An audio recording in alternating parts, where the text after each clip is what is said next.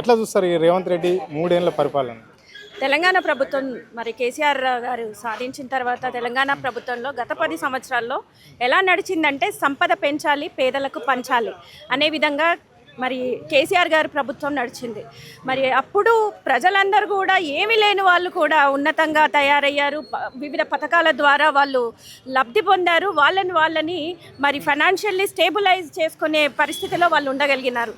కానీ ఈరోజు రేవంత్ రెడ్డి ప్రభుత్వం ఎలా నడుస్తుందనంటే పేదలను ముంచాలి, మరి పెద్దలకు పంచాలి అనే విధంగా నడుస్తుంది. మరి కమిషన్ల ప్రభుత్వం, కలెక్షన్ల ప్రభుత్వం అయిపోయింది కాంగ్రెస్ ప్రభుత్వం అంటే. మరి మొన్నటి వరకు హైడ్రా అనే పెద్ద డ్రామా నడిచింది. హైడ్రా మీద మరి పెద్దలు మరి హైకోర్టు మరి మొట్టికాయలు వేయడం వల్ల మరి హైడ్రా నుంచి కొంచెం తప్పుకొని ఇప్పుడు 22A అనే కొత్త డ్రామా మొదలుపెట్టారు రేవంత్ రెడ్డి ప్రభుత్వం. మరి రేవంత్ రెడ్డి ఆధ్వర్యంలో పొంగులేటి సారథ్యంలో 22A అనే అనుమల ఒక సినిమా మొదలుపెట్టింది. ఇక్కడ కూడా పేదలని ముంచాలి, మరి ఆ సంచులు తీసుకెళ్ళి ఢిల్లీలో ఉన్న పెద్దలకు పంచాలి అనే విధంగా నడుస్తుంది. మరి ఎందుకోసం ఎంతసేపు మరి పేదలనంటే ఈ కాంగ్రెస్ ప్రభుత్వానికి ఎందుకు ఇంత కక్ష? పేదలు చేసిందేంటి? తెల్లారి లేస్తే వాళ్ళ ఇండ్లు ఉంటాయో తెలియదు, వాళ్ళ ప్లాట్లు ఉంటాయో తెలియదు, పొలాలు ఉంటాయో తెలియదు అనే పరిస్థితిలో రాష్ట్రం అంతా కూడా మరి ఆగమ్య గోచరంగా ఉంది పరిస్థితి.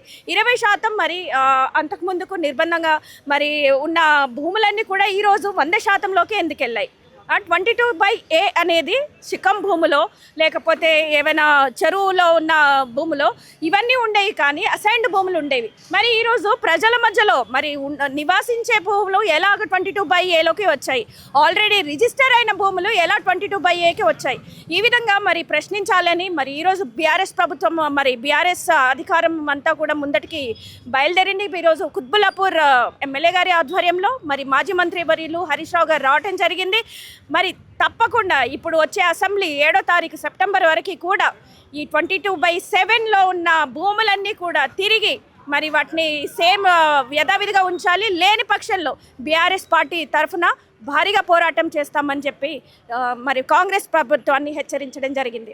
థ్యాంక్ యూ అన్న, చెప్పండి 22A అంటే ఏంటి? ఎందుకు మరి బాధితులు ఎందుకు భయాందోళన చెందుతున్నారు? ఈ భూములు ఎవరు లాక్కోవాలని ప్రయత్నం చేస్తున్నారు?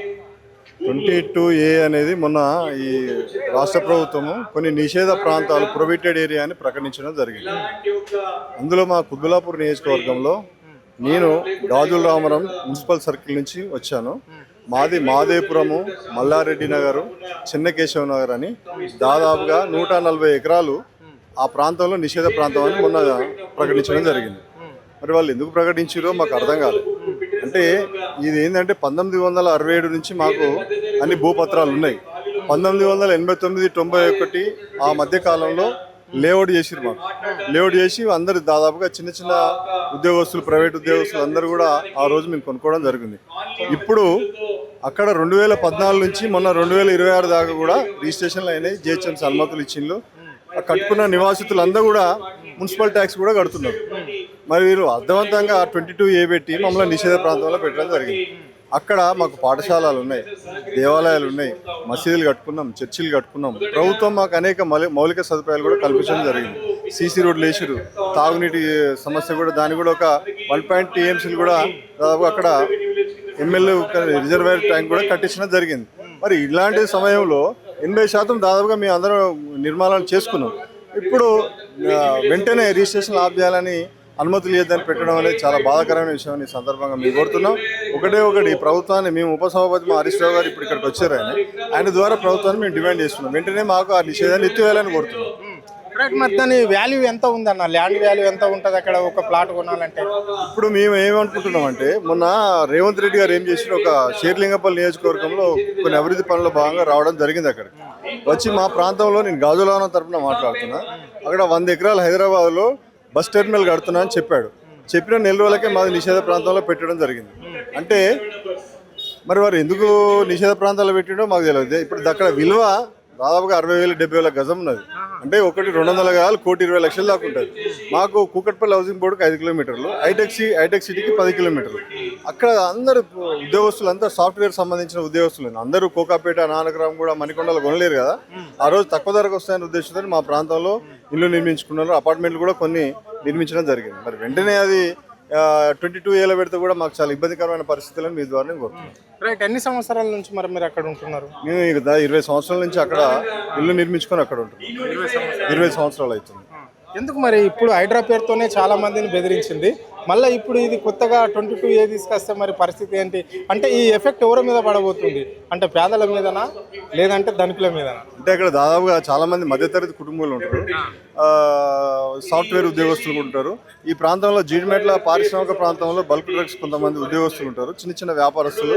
వాళ్ళ మీద భారం పడ్డట్టే కదా.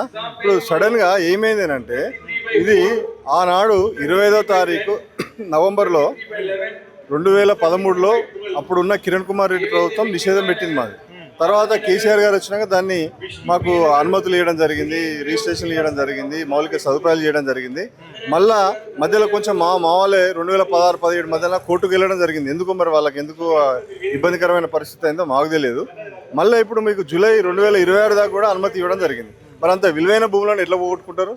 ఈ పరిస్థితుల్లో మేము దాన్ని ఎదుర్కోవడానికి కూడా అక్కడ ఉన్న నిర్వాసులు అందరూ కూడా సిద్ధంగా ఉన్నామని మీ ద్వారా తెలియజేస్తున్నాం. అంటే రైట్. ఇప్పుడు హైడ్రా విషయంలో కూడా అదే జరిగింది కదా, కాదు కూడదు అని చెప్పేసి అన్నా కానీ బుల్డోజర్ రావడం జరిగింది. అదే పరిస్థితి ఇక్కడ జరిగితే మరి మీ కార్యాచరణ ఏ విధంగా ఉండబోతుంది? ఆ కార్యాచరణ ఒకటే అండి. అక్కడికి ఈగ వాళ్ళ మేము ఊరుకునే పరిస్థితి లేదు. వాళ్ళ హైడ్రా వాళ్ళు ఆ FTLకి సంబంధించిన ప్రభుత్వ భూములకు సంబంధించిన దగ్గర వీళ్ళు తప్ప మా దగ్గరికి వచ్చి చిన్న ఇటుక పిల్ల గెలికినా కూడా ఊరుకునే పరిస్థితి లేదు. ఎందుకంటే అక్కడ 80% మంది పిల్లలు అందరు పిల్లలు కూడా ఉద్యోగాలు చేస్తున్నారు, అక్కడ స్థిరపడ్డారు.